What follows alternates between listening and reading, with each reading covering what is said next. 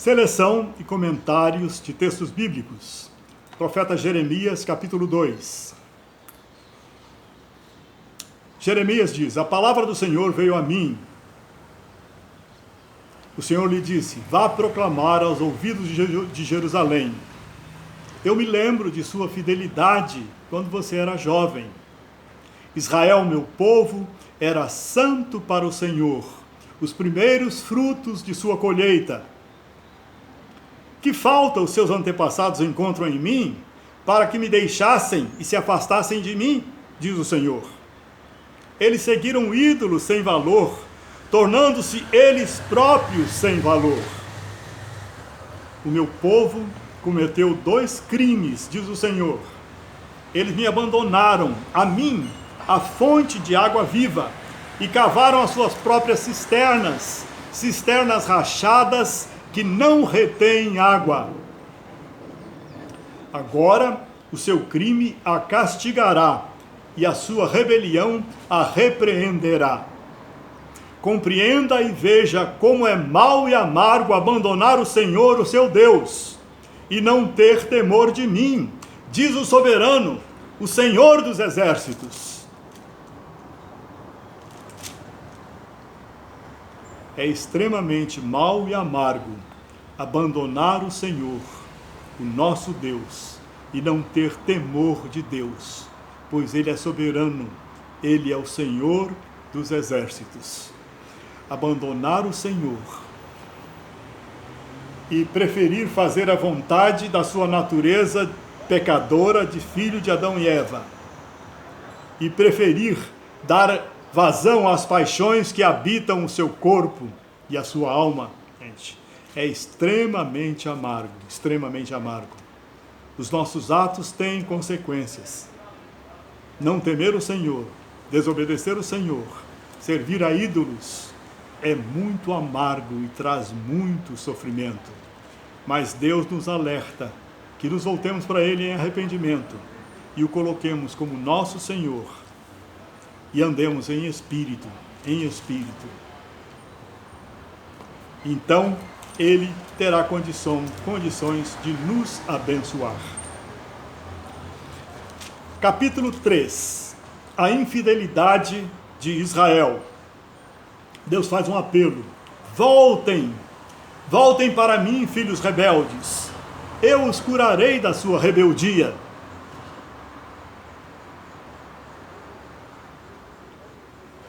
Eu não sei, você que está me ouvindo, em que condição você está para com Deus. Se você está em rebelião contra Ele, ou se você está em comunhão com Ele. A minha oração é que você esteja em comunhão. Se está em rebelião, Ele te apela: volte para mim, e eu curarei a sua rebeldia. Mas a decisão é sua, você que tem de se voltar. Estar longe do Senhor, em rebelião contra o Senhor, é extremamente amargo. Ele não quer isso para você. Ele sofre junto com você. O Espírito Santo geme, suplicando para que você se volte para Deus. Aí Ele vai te curar. Jeremias capítulo 4. Se você voltar, ó Israel, volte para mim, diz o Senhor. Se você afastar para longe de minha vista os seus ídolos detestáveis, e não se desviar, se você jurar pelo nome do Senhor com fidelidade, justiça e retidão, então as nações serão por ele abençoadas e nele se gloriarão.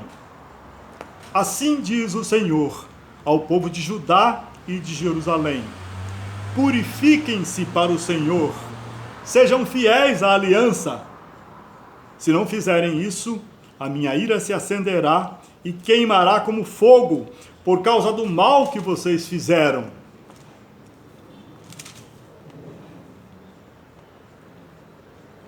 O Senhor apela: volte-se para mim.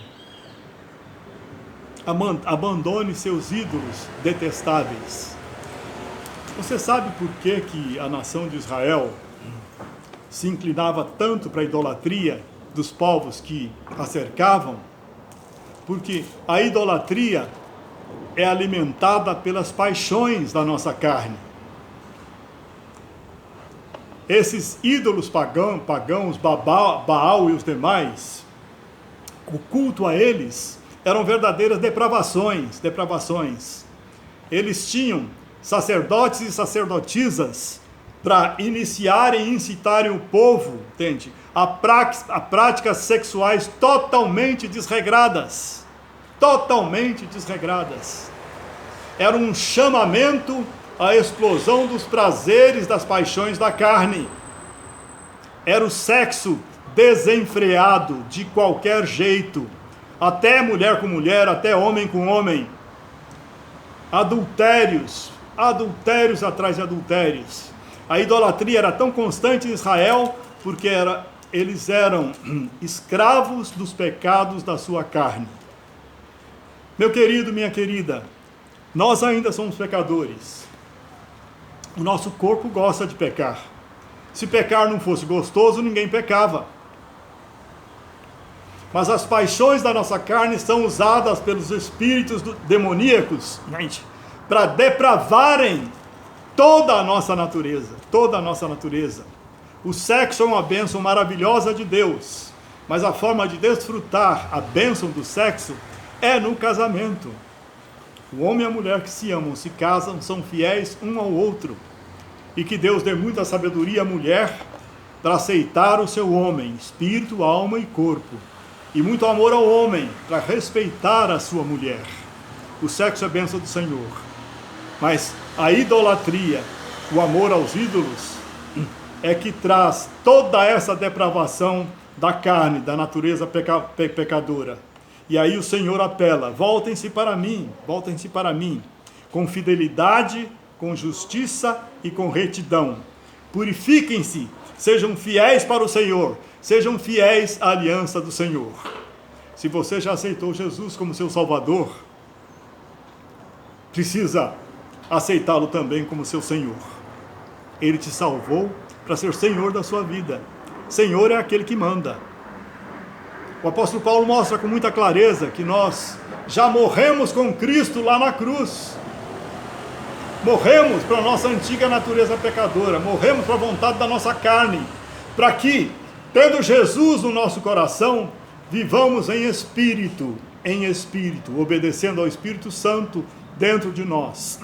O que limpa a nossa alma? O que limpa os desejos da nossa alma? É a palavra de Deus. A palavra é a água espiritual que limpa a nossa carne, que limpa a nossa alma. Alimentemo-nos da palavra de Deus e optemos por viver uma vida santa, porque o Espírito Santo está dentro de nós e ele nos dá poder para obedecer ao Senhor. Poder para obedecer ao Senhor. Não permita que as paixões da natureza de filho de Adão e Eva, da sua carne, voltem a dominar o seu ser. Tudo depende da sua escolha. Se você se voltar para Deus, Ele te curará da sua rebeldia. Se você se voltar para Deus, se você disser: eu quero viver uma vida santa como Enoque teve, o Espírito Santo vai te fortalecer para você viver a vida santa. Ele está dentro de você e Ele é o poder de Deus para te fazer santo. Louvado seja o nome do nosso Deus. A invasão vem do norte. Anuncie em Judá: do norte eu estou trazendo desgraça, uma grande destruição. Um exército inimigo está vindo, dando seu grito de guerra contra as cidades de Judá. Eles a cercam, pois ela se rebelou contra mim, declara o Senhor. A sua própria conduta e as suas ações trouxeram isso sobre você. Não temer a Deus, apartar-se do Senhor, andar atrás dos prazeres da carne, traz consequências terríveis. O meu povo é tolo, diz o Senhor, eles não me conhecem. São crianças insensatas, sem sabedoria, que nada compreendem. São hábeis para praticar o mal, mas não sabem fazer o bem. Não sabem fazer o bem por quê? Porque não querem, porque preferem o mal. Capítulo 5. Ninguém é justo. Percorram as ruas de Jerusalém, olhem e observem. Procurem em suas praças para ver se podem encontrar alguém que haja com honestidade, e que busque a verdade. Senhor, não é fidelidade que os teus olhos procuram? Tu os feristes, mas eles nada sentiram. Tu os deixaste esgotados, mas eles recusaram a correção. Endureceram o rosto mais que a rocha e recusaram arrepender-se. Capítulo 6. A quem posso eu falar ou advertir? Quem me escutará? Os ouvidos deles são obstinados e eles não podem ouvir. A palavra do Senhor é para eles desprezível. Não encontram nela motivo de prazer.